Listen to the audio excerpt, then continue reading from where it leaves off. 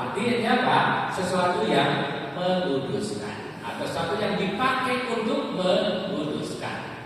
Ternyata kata sakramentum ini dipakai untuk menerjemahkan sebuah kata bahasa Yunani, yaitu misterion.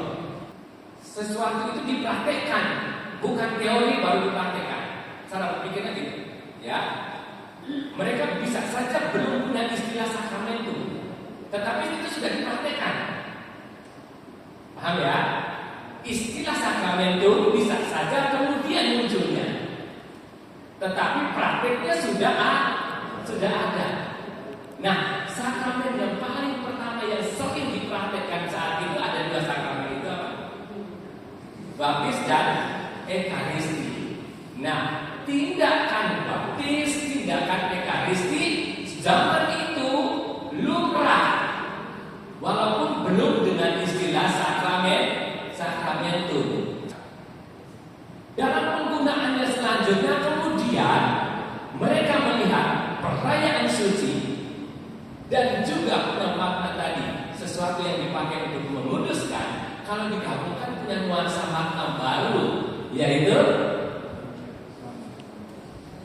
kalimat terakhir, karya keselamatan Kristus. Nah ini ya, tanda dan sarana kasih Kristus yang memberi rahmat. Dalam sebuah sakramen harus memenuhi unsur-unsur yang dibuat hitam di atas. Apa saja? Materinya harus ada, formanya harus ada, dan tindakannya harus ada. Ya, tiga ini harus memenuhi supaya kemudian benar-benar menjadi tanda sekaligus menjadi sakramen. Allah itu sumber rahmat. Berarti sakramen itu tempat bertemunya manusia dengan Allah. Insani dan ilahi berjumpa. Dalam konsili ini, Trento dan Florence, di sana gereja menyepakati memutuskan karya Yesus menyelamatkan itu terbagi menjadi 7 tanda dan sarana. Karya keselamatan Allah itu meliputi dari kelahiran sampai pada kematian. Begitu juga nanti akan menyentuh poin-poin penting hidup seorang manusia. Ya, kita lihat bagaimana Allah menyentuh sisi kehidupan manusia, sisi penting. Kelahiran dengan lambang pembaptisan, gitu ya. Terus perkembangan hidup sehari-hari dengan lambang Ekaristi. Terus kedewasaan dengan lambang Krisma. Nah, sakramen peneduhan pada saat poin-poin krusial hidup kita. Saat kita sakit, Allah hadir dan memberi rahmat. Saat kita jatuh dalam dosa, juga Allah hadir memberi rahmat. Sakramen untuk pelayanan, ya, saat orang dewasa memutuskan untuk menjadi apa, itu juga Allah hadir dan memberi rahmat di sana. Mau menjadi berkeluarga, Allah hadir dalam perkawinan. Mau menjadi imam, Allah hadir dalam imam. Jadi Yesus menjadi tanda dan sarana keselamatan, sehingga dia adalah sang sakramen. Unsur dalam sebuah sakramen penting harus ada, ya, seperti yang tadi saya katakan di awal. Yang pertama adalah dasar biblis, kitab sucinya apa, gitu ya. Terus yang kedua, material apa? Alat, sarana, ya, yang dipakai. Terus forma apa? Kalimat, ya, yang diungkapkan, yang diucapkan. Jadi sebuah sakramen tidak hening, ya, harus dengan kata-kata, ya. Terus kita lihat pelayan atau tindakannya seperti apa. Baptis, ya, pendasarnya ada ya, dalam Injil Matius dan dalam Kisah Para Rasul. Nah, materialnya apa? Air. Formanya apa? Aku membaptis kamu dalam nama Bapa, Putra, dan Roh Kudus. Itu diungkapkan, jangan dalam hati. Dilakukan oleh siapa? Uskup, imam, awam dalam keadaan darurat. Makna baptis, penghapusan dosa. Dosa yang dihapus adalah dosa asal dan dosanya yang lain. Ambil bagian dalam imamat Kristus, anugerah Roh Kudus, menjadi anggota gereja. Roh Kudus di pembaptisan membuat dia masuk dalam keadaan rahmat. Roh Kudus dalam ini dengan makna meneguhkan dia untuk melanjutkan iman. Krisma, materialnya minyak krisma, tidak bisa diganti dengan balsam atau kayu putih. Formanya adalah terimalah tanda karunia Roh Kudus. Pelayannya adalah uskup atau imam dengan otorisasi. Makna krisma pendewasaan iman, perputusan dan mendapat karunia Roh Kudus. Pendasarannya jelas. Mengambil roti, mencampurkan, memecah-mecahkannya, lalu memberikannya tadi ya, Anda mengatakannya. Materialnya adalah roti dan anggur. Terus formanya apa? Inilah tubuhku. Pelayannya siapa? Uskup, imam. Yang lain tidak usah.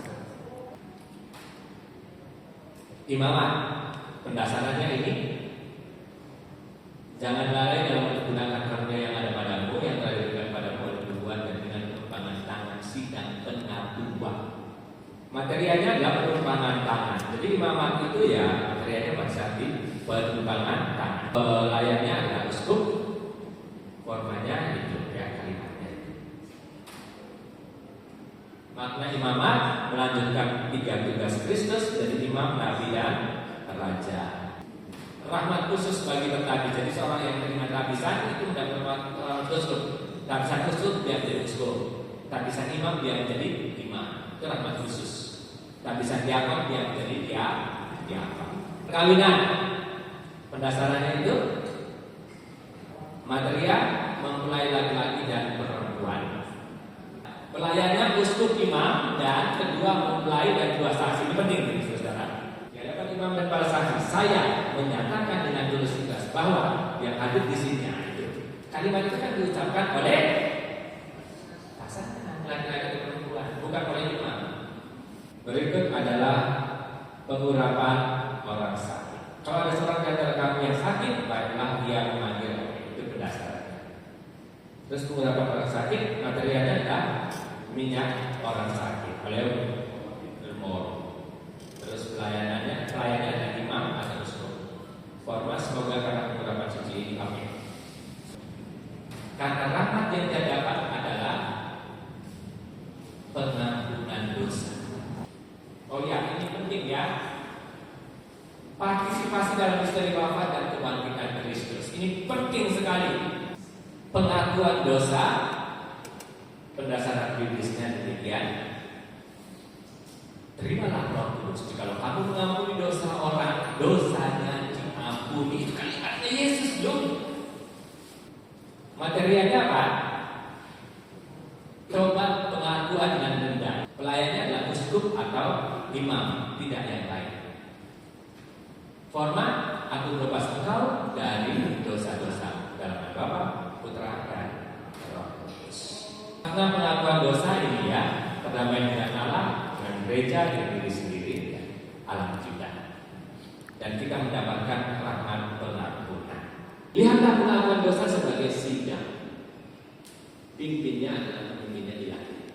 Poin yang kedua adalah dalam sidang itu kita melaporkan semacam RPJ kekurangan-kekurangan kita. Diamputkan kita, diamputkan dosa, kekurangan dan kelalaian kita. Terus yang ketiga, melihat pengakuan dosa itu sebagai tempat untuk penyembuhan. Seperti tubuh, jiwa juga harus disembuhkan. Jadi pengampunan dosa atau pengakuan dosa atau tobat itu perlu untuk apa? Melatih jiwa, mengenal Allahnya. Penyembuhan jiwa disembuhkan, dibuat baik, ditata, dilatih. Jangan sampai jiwa kita menghalangi roh kita, gitu. Jangan sampai. Ya, kita melihat pengakuan dosa sebagai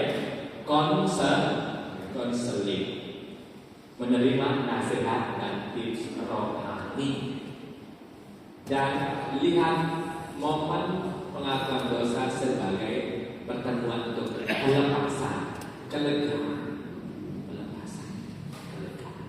Jadi pertobatan yang benar itu mulai dari itu, penyesalan.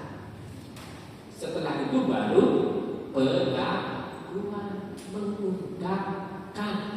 Setelah mengungkapkan lalu lakukan sisi bayar. Allah itu sifatnya ada dua, apa dan apa? Allah itu kasih, Allah itu adil. Dia mengasihi, dia pasti memaafkan, tetapi dia juga adil. Kita pernah mencuri dari seseorang, you harus kembalikan. Validitas keabsahan. Sebuah sakramen itu dinyatakan fix sah kalau dia memenuhi unsur ini. Ya, ex opere operator. Artinya apa? Bahwa tindakan itu mewakili Kristus sendiri yang bertindak.